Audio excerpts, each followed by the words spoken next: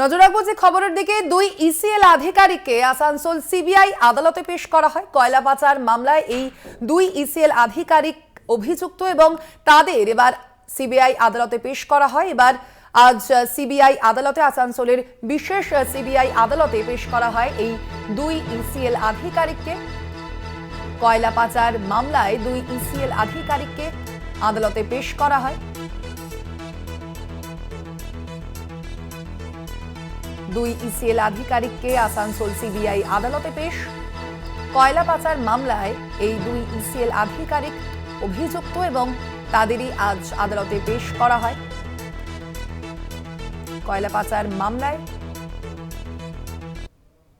দুই ইসিএল আধিকারিককে আজ পেশ করা হয় আসানসোল সিবিআই আদালতে। এ বিষয়ে আমরা কথা বলবো। ফোন লাইনে রয়েছেন পবিত্র বন্দ্যোপাধ্যায়। পবিত্র, কি জানা যাচ্ছে এখনো পর্যন্ত তাদের পেশ করা হয়েছে এবং তার পরবর্তীতে কি তথ্য উঠে আসছে? দেখো সোনালী, তোমাকে প্রথমেই বলে রাখি যে প্রথমেই যে খবরটা চালু হয় বা জানা যায় যে দুজন সিবিআই যে ইসিএল এর আধিকারিক, কিন্তু শুনানি শোনার পর জানা যাচ্ছে যে না, দুজন আধিকারিক নয়, একজন সিভিল কন্ট্রাক্টর, সে এই অবৈধ কয়লা কারবারে জড়িত এবং অন্য আরেকজন তিনি হচ্ছেন ইসিএল এর জিএম পদে কর্মরত কাজরা এরিয়া ইসিএল এর, সেখানে তিনি কাজ করেন এবং এই কয়লার অবৈধ কারবারে জড়িত অভিযোগে তাদের দুজনকে আজকে আসানসোলের সিবিআই আদালতে পেশ করা হয়েছে। এখনো শুনানি চলছে।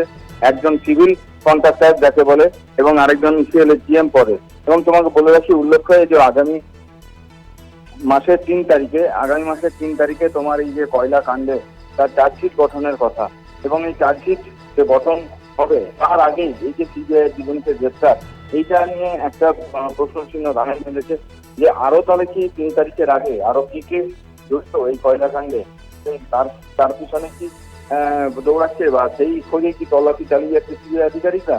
এখন সিবিআই আধিকারিকরা এই দুজনকে নিজেদের হেফাজতে নেওয়ার জন্য আদালতের কাছে আবেদন করেছে।